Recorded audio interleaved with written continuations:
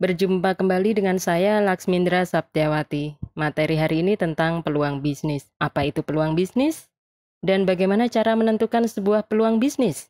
Semua akan saya kupas di sini. Silahkan mempersiapkan diri untuk mengikuti kuliah online ini.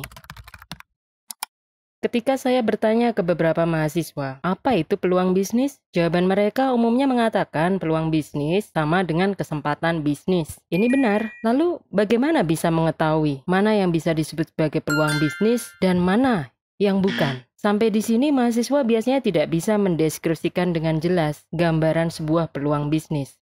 Peluang bisnis terjadi ketika ada gap antara demand dan supply.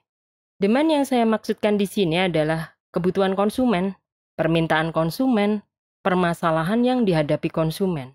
Sedangkan supply adalah produsen atau perusahaan atau pelaku bisnis. Contoh kasus, untuk menggambarkan peluang bisnis ini misalnya, Anda tahu ojek di masa dulu sebelum ada ojek online? Permasalahan konsumen apa saja yang ada saat itu? Misalnya ya, kalau mau pesan harus ke pangkalan, helm bau, keamanan yang belum terjamin, harga yang tidak standar, kendaraan yang mogok, driver kesasar, dan lain-lain. Masih banyak permasalahan. Nah, ini disebut demand konsumen atau permasalahan konsumen atau kebutuhan konsumen yang membutuhkan solusi dari para pebisnis ojek. Tapi berapa banyak permasalahan yang ada saat itu?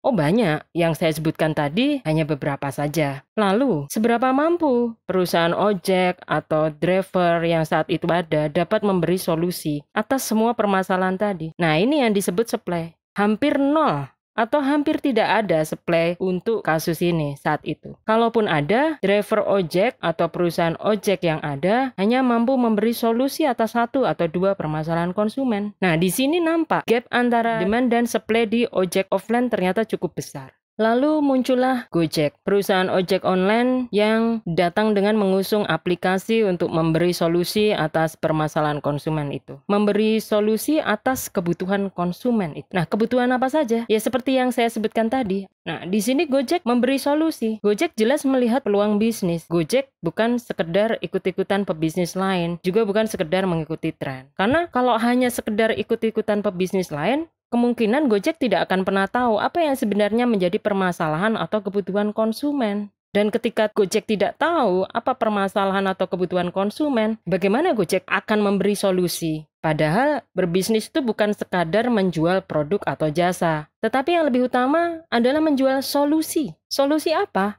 Solusi atas permintaan atau kebutuhan konsumen. Lalu apa saja bisnis yang hanya ikut-ikutan atau sekedar sedang tren tanpa melihat apakah ada peluang bisnisnya dan strategi seperti apa yang harus dilakukan ketika bisnis Anda bukan yang pertama ada? Saya akan kupas lebih dalam di sesi berikutnya. Nantikan kuliah online saya dan terima kasih.